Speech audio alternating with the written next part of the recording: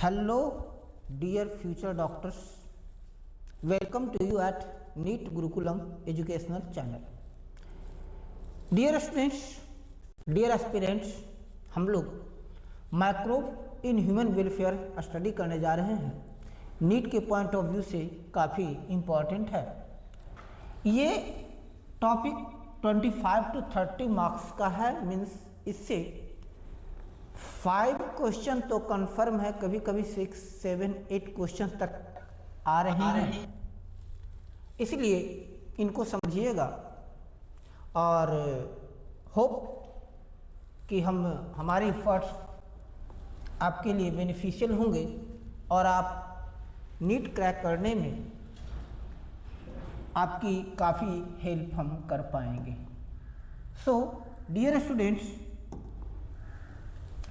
समझे पहले क्या कहता है टॉपिक एनसीईआरटी की है। एनसीईआरटी को पूरी हम लोग स्टडी करेंगे, डिस्कस करेंगे और हम लोग देखेंगे आगे। ये 3 लेवल में हम लोग पढ़ेंगे।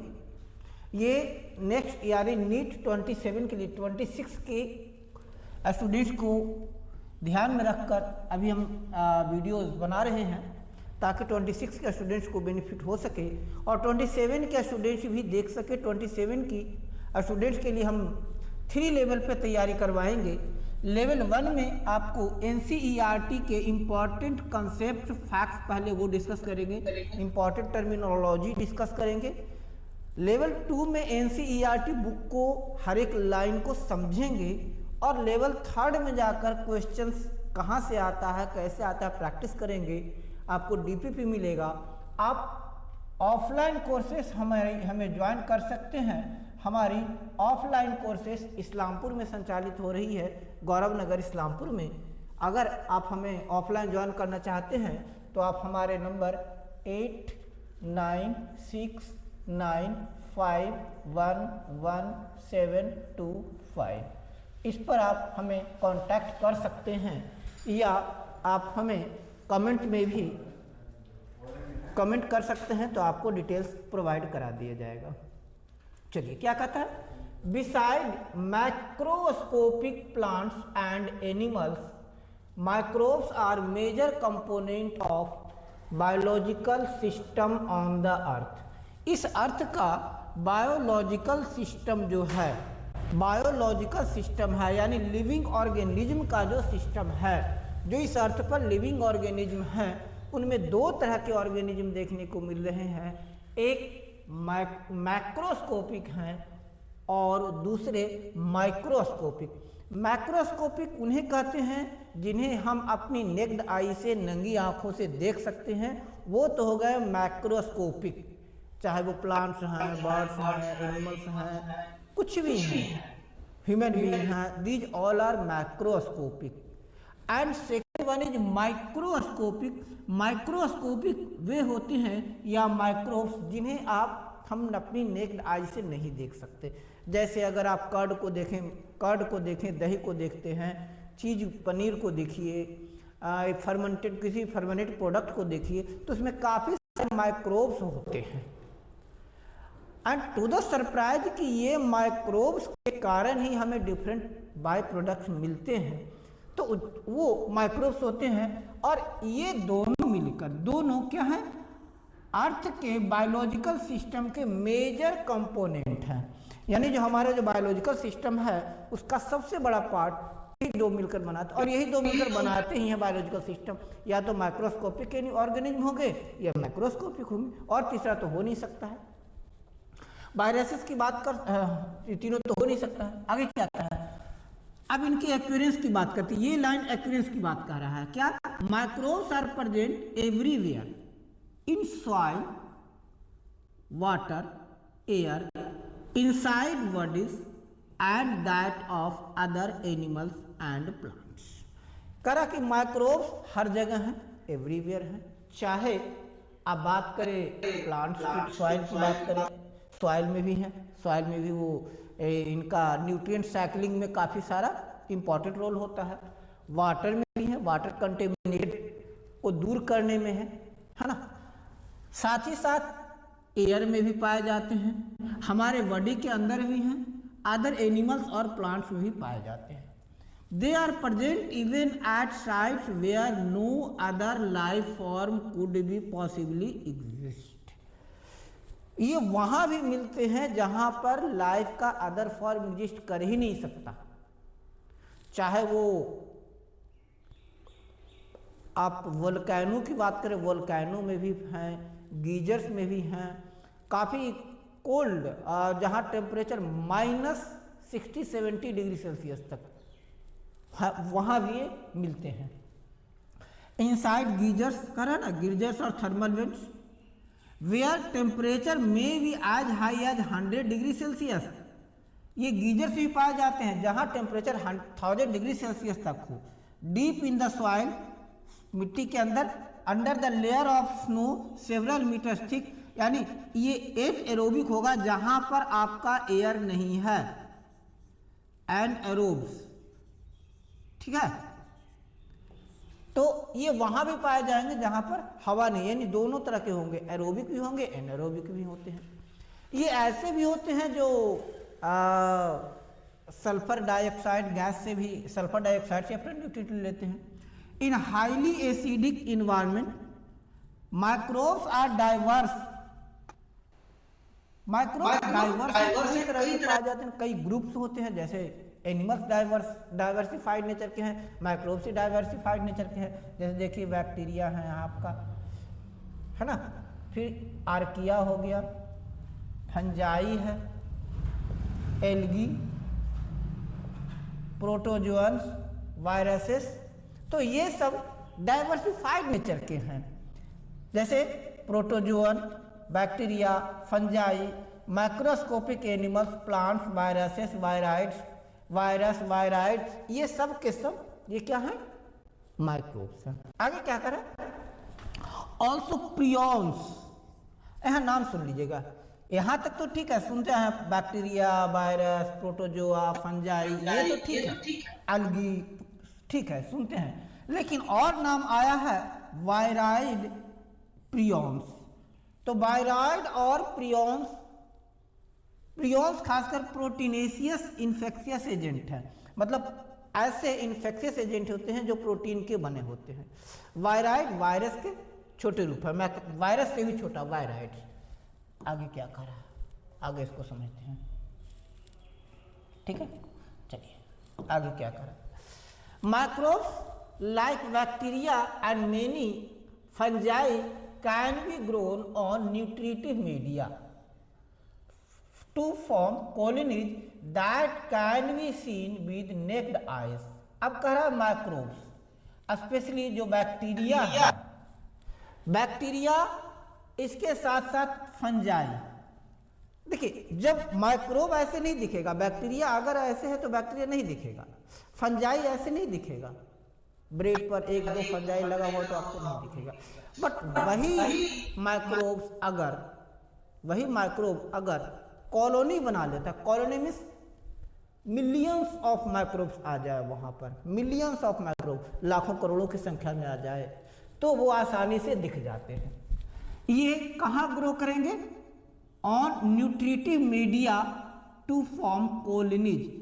न्यूट्रिटिव मीडिया जहाँ पर न्यूट्रिएंट्स है, जैसे ब्रेड न्यूट्रिटिव मीडिया है, ब्रेड के ऊपर फंजाई लग जाते हैं ना, ब्रेड खराब हो जाते हैं, स्पॉइल हो जाते हैं। या आपने देखा होगा फ्रूट्स हैं काफ़ी दिन तक ऐसे छोड़ दीजिए तो वो रॉटन होने लगते हैं, सड़ने लगते हैं, उनके ऊपर फफूंद लग जाते हैं वाइट कलर्स का, यानी वो सब फंजाई हो जाता है, आ जाता है। तो ये किसी भी न्यूट्रिटिव मीडिया पर ग्रो कर सकता है। Such cultures are useful in studies और माइक्रो ऑर्गेनिज्म। और अब यहाँ पर एक टर्म आया है कल्चर। कल्चर क्या होता है, तो कल्चर कहता है microbes grown on specific nutritive media. Nutritive media पर माइक्रोब को ग्रो कराना ताकि उनके स्टडी किया जा सके, माइक्रोब्स की स्टडी किया जा सके, वो उनकी नेचर को समझा जा सके, उनसे होने वाले इल इफेक्ट्स को चेक किया जा सके, उनसे कुछ केमिकल्स एंजाइम्स ऑब्टेन किया जा सके, डेली लाइफ में हम लोग प्राप्त कर सकें। जैसे कल के डेट में हमारे लिए पॉसिबल होगा कि जो लैक्टोबैसिलस है तो वो lactic acid, lactobacillus lactic acid release करता है, दैट कैन बी, हम उनसे लैक्टिक एसिड ऑब्टेन करा सकते हैं और उनको काफ़ी उनको हम फर्दर यूज कर सकते हैं। तो वही कह रहा है कि हम लोग इनको कल्चर तैयार करते हैं और उस कल्चर का यूज हम कहाँ करते हैं, उस माइक्रो ऑर्गेनिज्म के स्टडी में, माइक्रो ऑर्गेनिज्म के नेचर के स्टडी में करते हैं, उनकी सील इफेक्ट्स की स्टडी में करते हैं। ये स्टडी करने के लिए करते हैं कि वो कौन सा टॉक्सिन रिलीज कर रहा है, कितनी क्वांटिटी में रिलीज कर रहा है, या हम ये भी ऑब्टेन कर सकते हैं कि कौन सा न्यूट्रिएंट वो प्रोड्यूस कर रहा है, कैसे वो उसको और मोर न्यूट्रिएंट बनाया जा सके। अब अगला टॉपिक हम पढ़ेंगे microbes in house hold product. House hold product में माइक्रोब कैसे इम्पॉर्टेंट है, क्या रोल प्ले करता है, ये हम समझने का प्रयास करेंगे। चलिए क्या कह रहा है, वी यूज माइक्रोब्स और product derive from them every day. हम लोग अपने डेली लाइफ में माइक्रोब से बनने वाला कोई ना कोई प्रोडक्ट डेली खाते हैं। उनके बिना हमारा काम ही नहीं चल सकता है, उनके बिना हमें एडिक्वेट क्वांटिटी में न्यूट्रिएंट नहीं मिल सकता, क्योंकि हमें काफ़ी बड़ी क्वांटिटी में न्यूट्रिएंट चाहिए। A common example is production of curd from milk. पहला कॉमन एग्जाम्पल है जिसे हम माइक्रोबियल प्रोडक्ट से हमारा पहला इंटरेक्शन होता है, that is curd from milk. Milk से कर्ड बनना, तो ये पहला है, ये सबसे ईजीएस्ट, सबसे इजीली अवेलेबल प्रोडक्ट है, माइक्रोबियल प्रोडक्ट है। Micro organism such as lactobacillus and other commonly called lactic acid bacteria. अब milk to curd, curdling of milk कौन करता है, कार्डलिंग ऑफ मिल्क के लिए कौन बैक्टीरिया रिस्पॉन्सिबल है, कार्डलिंग ऑफ मिल्क, यानी मिल्क को कर्ड में कौन कन्वर्ट करेगा, लैक्टोबैसिलस या lactic acid bacteria grown in milk and convert milk to curd. तो लैक्टिक एसिड बैक्टीरिया या लैक्टोबैसिलस, अब लैक्टोबैसिलस इसका नाम क्यों पड़ा, तो पहले देखिए बैसिलस का मतलब होता है रॉड शेप, इसके नाम पर आइए लैक्टोबैसिलस, लैक्टोबैसिलस, तो बैसिलस का मतलब हो गया रॉड शेप। तो ये देखिए रॉड शेप बैक्टीरिया आपको दिख रहा होगा इसमें ना, काफी लंबे लंबे रॉड शेप बैक्टीरिया है ये रॉड शेप, तो इसी कारण तो बैसिलस पड़ा। और ये कौन सा एसिड रिलीज करता है, लैक्टिक एसिड रिलीज करता है। तो अब चूंकि ये लैक्टिक एसिड रिलीज करता है तो लैक्टिक से वर्ड आया लैक्टो और रॉड शेप्ड होने के कारण इसका नाम आया बैसिलस। रॉड शेप जो भी होगा उसको हम लोग बैक्टीरिया को बैसिलस कहेंगे, इस कारण इसका नाम पड़ा लैक्टोबैसिलस। समझ गए, तो लैक्टोबैसिलस दो चीज बता रहा है, कम से कम दो चीज बता रहा है। पहला अपना शेप, पीछे वाला से अपना शेप बता रहा है, बैसिलस से अपना शेप बता रहा है कि भाई हम कैसे हैं, रॉड शेप्ड हैं। कैसे हैं ये, रॉड शेप्ड हैं, पहला चीज बता रहा है। दूसरा क्या बता रहा है, जो उसके आगे नाम है यूजफुलनेस, कहे वो आपके लिए हमारे लिए क्यों यूजफुल है, तो बोले भाई मैं आपको तो लैक्टिक एसिड रिलीज करके दूंगा। अब लैक्टिक एसिड का आप जैसे चाहो वैसे यूज करो, लैक्टिक एसिड का आप जैसे चाहो वैसे यूज करो। या कह रहे लैब वायरस, लैब वायरस का मतलब हो गया lactic acid bacteria, lab bacteria, lab bacteria, lab lactic acid bacteria, वो बैक्टीरिया जो लैक्टिक एसिड रिलीज करता है। तो लैब बैक्टीरिया लैक्टोबैसिलस को हम लोग कॉमनली लैब बैक्टीरिया कहते हैं, और ये कहाँ यूजफुल होता है, कार्डलिंग ऑफ मिल्क को, यानी मिल्क को कर्ड में कन्वर्ट करने में यूजफुल होता है। During growth lab produces acids that coagulate and partially digest milk protein. अब ये कह रहा है कि लैब जो है लैक्टिक एसिड बैक्टीरिया या लैक्टोबैसिलस कह सकते हैं, ये क्या करता है, ये क्या करता है, ये क्या करता है, एसिड प्रोड्यूस करता है। कौन सा एसिड प्रोड्यूस किया? लैक्टिक एसिड प्रोड्यूस किया। अब लैक्टिक एसिड क्या किया? मिल्क प्रोटीन को कोगुलेट कर दिया। मिल्क प्रोटीन को दो काम किया, मिल्क प्रोटीन का पार्शियली डाइजेशन किया, मिल्क प्रोटीन को पार्शियली डाइजेस्ट कर दिया, और पार्शियली डाइजेस्ट करने के साथ ही साथ ये क्या कर दिया? उसको कोगुलेट कर दिया। कोगुलेट करने का मतलब हो गया क्या? कि कोगुलेट का मतलब हो गया कि जो ये मिल्क के जो प्रोटीन्स हैं, प्रोटीन्स के जो मॉलिक्यूल्स हैं, उन मॉलिक्यूल्स को एक दूसरे के पास लाए, यानी प्रोटीन के मॉलिक्यूल्स एक दूसरे से चिपक गए, कोगुलेट हो गए। A small amount of curd added to the fresh milk as inoculum or a starter that contain millions of lab। अब कह रहा है क्या कि कर्डलिंग ऑफ मिल्क के लिए, दूध से दही जमाने के लिए हम लोग स्टार्टर देते हैं, स्टार्टर देते हैं या इनोकुलम देते हैं, और इनोकुलम के रूप में हम लोग जो भी यूज करते हैं, ऐसे तो स्मॉल अमाउंट ऑफ कर्ड देते हैं, थोड़ी सी दही डाल देते हैं। तो जो आप थोड़ी सी दही डाले, 1 चम्मच डाले, है ना, 1 चम्मच डाले, या सीजन के अनुसार उससे भी कम डाले, थोड़ा सा हल्का गर्म दूध मिल्क में, तो क्या हो गया? उसमें मिलियंस ऑफ लैब है, millions of lactobacillus lactic acid bacteria है, millions of lactic acid bacteria है। अब आपने उसे मिल्क में डाला, तो मिल्क में जब आपने डाला तो वहाँ क्या हो गया? उनको न्यूट्रिएंट मिला, क्योंकि उसमें क्या है? काफ़ी सारे प्रोटीन्स हैं, और ये लैक्टोबैसिलस का न्यूट्रिशन क्या है? प्रोटीन्स है ये। तो इसके प्रोटीन्स मिला, प्रोटीन्स को डाइजेस्ट करते गए और काफ़ी संख्या में वो मल्टीप्लाई करते गए, लैक्टिक एसिड रिलीज करते गए, और लैक्टिक एसिड क्या किया? आपको मिल्क प्रोटीन को पार्शियली डाइजेस्ट करके उसकी कर्डलिंग करता चला गया, उसको दही बनाता चला गया।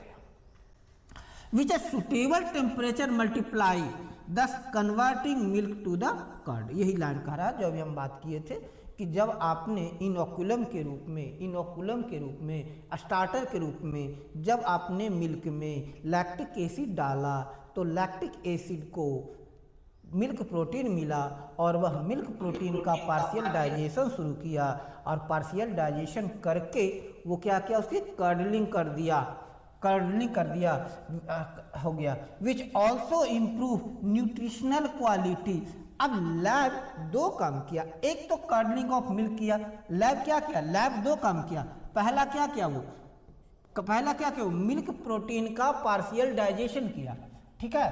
पहला क्या किया? वो देखिए, लैब लैक्टिक एसिड बैक्टीरिया या लैक्टोबैसिलस, लैक्टोबैसिलस जो आपने डाला मिल्क में, लैक्टोबैसिलस, इसको हम लोग क्या कहते हैं? Lactic acid bacteria. अब ये लैक्टिक एसिड बैक्टीरिया क्या कर रहा है? लैक्टिक एसिड बैक्टीरिया क्या कर रहा है? इट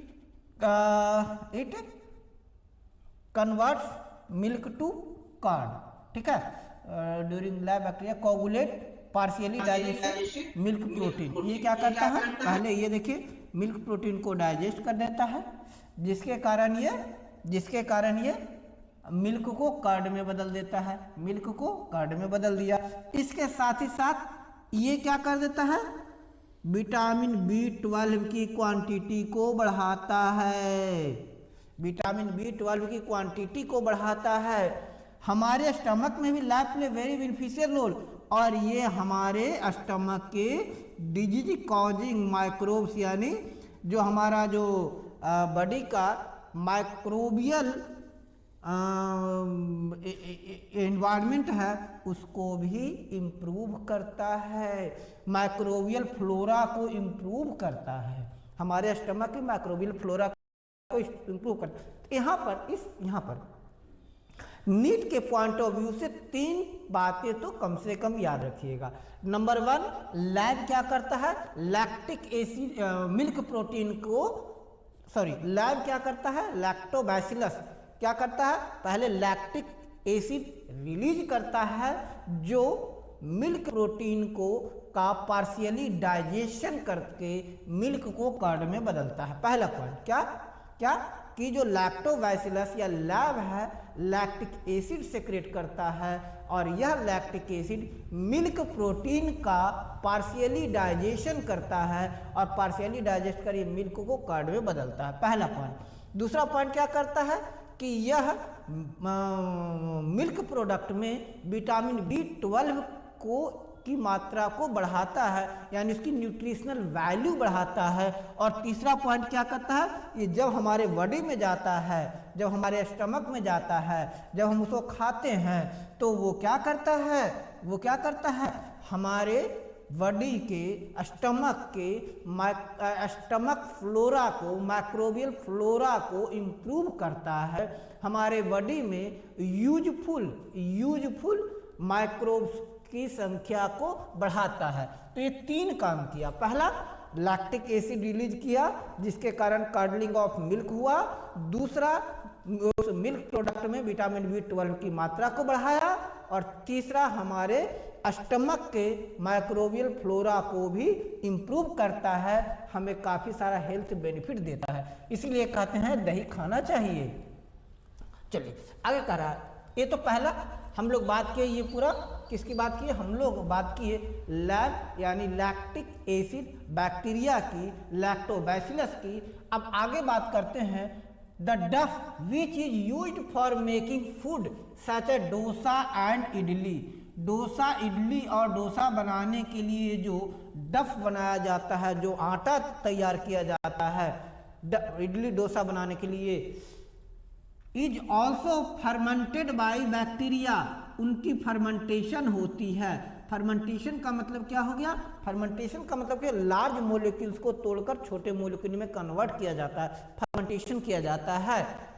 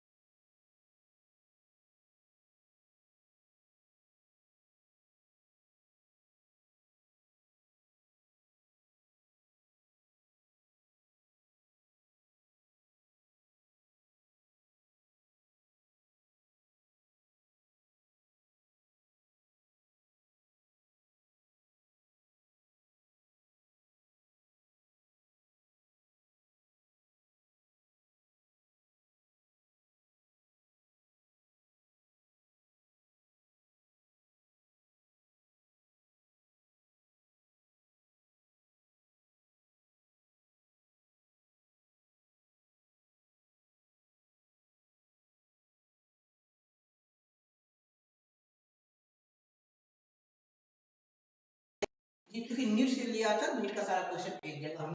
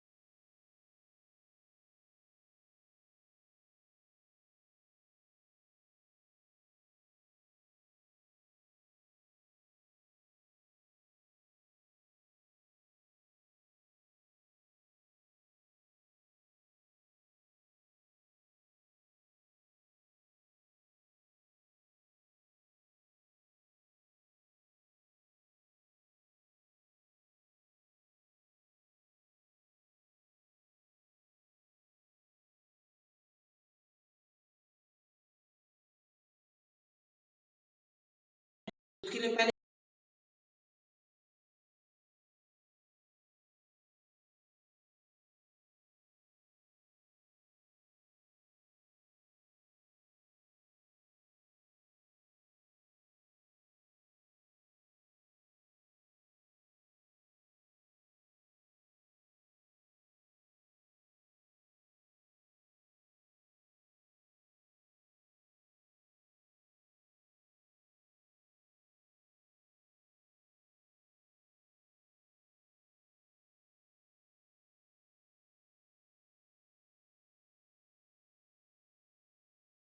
आपको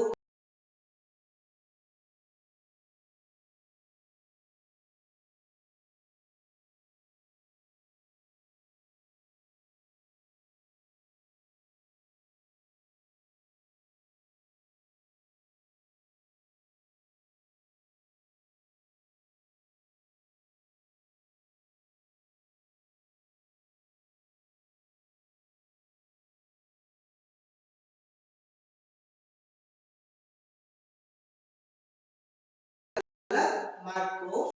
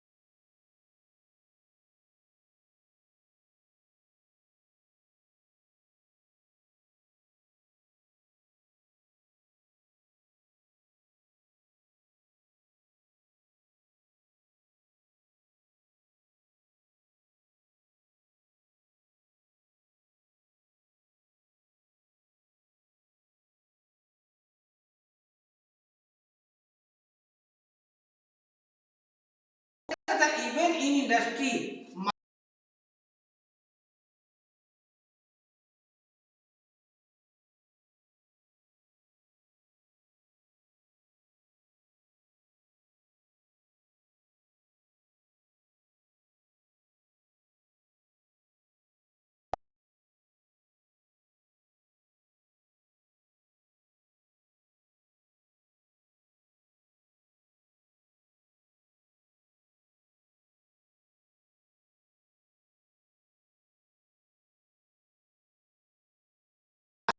बेवरेजेज एंड एंटी